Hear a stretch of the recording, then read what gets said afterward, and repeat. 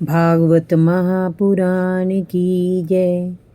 कृष्ण कन्हैया लाल की जय। राधा रानी की जय। आज मैं आपको सुनाऊंगी भागवत महापुराण में स्कंद 1 8वां अध्याय। गर्भ में परीक्षित की रक्षा और कुंती द्वारा भगवान की स्तुति। सूत जी ने कहा, ऋषिवर, इस घटना के उपरांत सभी पांडव अपने स्वजनों का तर्पण करने की इच्छा से गंगा तट पर आए और जलांजलि देकर अपने सभी मृतक बंधु बांधवों की आत्मा को शांति प्रदान करने की प्रार्थना ईश्वर से की। गंगा स्नान करके पांडव गंगा तट पर बैठे हुए थे। उनके साथ भगवान श्री कृष्ण, ऋषि धौम्य, गांधारी, कुंती, धृतराष्ट्र, द्रौपदी और अभिमन्यु की पत्नी उत्तरा भी वहाँ बैठी हुई थी। शोक सतपथ कौरव पांडवों को श्री कृष्ण और अन्य मुनिगण सांत्वना दे रहे थे। युधिष्ठिर को उनका राज्य वापस मिल गया था। सारे कार्य संपन्न कराने के उपरांत श्री कृष्ण ने महाराज युधिष्ठिर से वापस द्वारका जाने की इच्छा व्यक्त की। उसी समय आकाश मार्ग से एक ब्रह्मास्त्र तीव्र गति से उनकी ओर आने लगा। उसे देखकर सभी चिंतित हो उठे।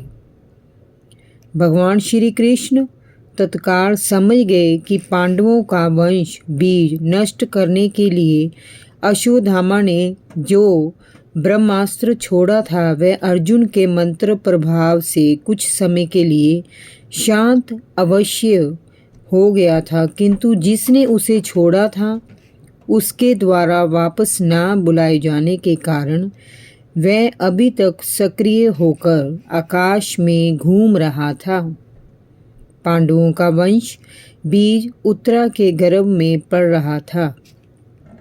देखते देखते वह ब्रह्मास्त्र 6 भागों में विभक्त हो गया। 5 बाण पांचों पांडवों की ओर और 6ठा बाण उत्तरा के गर्भ की ओर तीव्र गति से आने लगा। कुंती ने व्याकुल होकर श्री कृष्ण से प्रार्थना की, हे कृष्ण, मेरे वंश की रक्षा करो। उत्तरा ने भी व्याकुल होकर श्री कृष्ण से कहा, हे देवाधिदेव, हे जगदीश्वर, आप महायोगी हैं, आपके सिवाय मेरी रक्षा कौन करेगा। इस लोक में मुझे अभय देने वाला कोई नहीं है।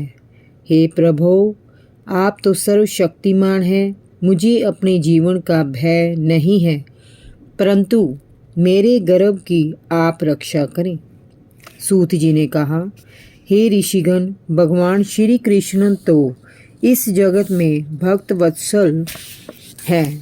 अपने भक्तों पर विपत्ति आई देखकर अपने सुदर्शन चक्र से उन्होंने वहाँ माया कवच बना दिया। ब्रह्मास्त्र का लक्ष्य कभी खाली नहीं जाता, क्योंकि वह शस्त्र अमोघ है, उसे कोई नहीं काट सकता। परंतु भगवान श्री कृष्ण तो समस्त संसार के पालनहार है। उनके तेज के सन्मुख भला कौन सा शस्त्र ठहर सकता है। श्री कृष्ण के माया कवच के निकट आकर ब्रह्मास्त्र का तेज नष्ट हो गया और वह शांत हो गया। ये कोई आश्चर्य की बात नहीं थी। भगवान सम्यक सभी आश्चर्यों के स्वामी हैं, उनसे पार कुछ भी नहीं है। वे समय अपनी शक्ति माया से अजन्मे होकर भी इस संसार की सृष्टि अपनी इच्छा से करते हैं, उसकी रक्षा करते हैं और समय ही उसका संहार कर देते हैं। ब्रह्मास्त्र से सभी पांडवों को मुक्त कर श्री कृष्ण रथ पर सवार होकर चलने लगे तो सभी ने उनकी स्तुति की। कुंती ने कहा, हे प्रकृति से परे आदि पुरुष परमेश्वर, मैं आपको नमन करती हूँ। आप इंद्रियों द्वारा अनुभव गम्य है, किंतु माया से आवृत आपका स्वरूप सभी प्राणियों के लिए अज्ञात है। मैं अबोध नारी आप अविनाशी पुरुषोत्तम को भला कैसे जान सकती हूँ। आप शुद्ध हृदय, विचारशील और निष्पाप जीवन मुक्त परमहंसों के हृदय में अपनी प्रेमा भक्ति का सृजन करने के लिए ही इस धरती पर अवतीर्ण हुए हैं। फिर हम अल्प बुद्धि लोग आपको कैसे पहचान सकते हैं। हे देवकी नंदन, हे यशोदा के लाडले, हे ग्वाल बाल सखा, हे गोपियों के हृदय में वास करने वाले मुरली मनोहर, हे गोविंद, हम बार बार आपको नमन करते हैं, जिनकी नाभि कमल से ब्रह्मा का जन्म हुआ था, जो सुंदर कमल पुष्पों की माला धारण करते हैं, जिनके नेत्र कमल दल के समान विशाल और रत्नारे हैं, जिनके चरणों में कमल के चिन्ह हैं। हे ऋषिकेश, आप सर्वशक्तिमान हैं। आपकी शोभा का बखान मैं नहीं कर सकती। आपके गुणों की कोई समता नहीं है। आप दुखी जन के उद्धारक हैं। मैं बार बार आपको नमन करती हूँ। हे कृष्ण, मैं आपको अनादि, अनंत, सर्वव्यापक, सभी के नियंता, सभी के कारणरूप परमेश्वर मानती हूँ। संसार के सभी जड़ चेतन जीवों में आपकी ही सत्ता विद्यमान है। ये सारा संसार आपकी लीला से ही निरंतर गतिमान है। आपका ना कोई प्रिय है न अप्रिय। आप सभी में समभाव से स्थित हैं। आप ही विश्व रूप हो और विश्वात्मा हो।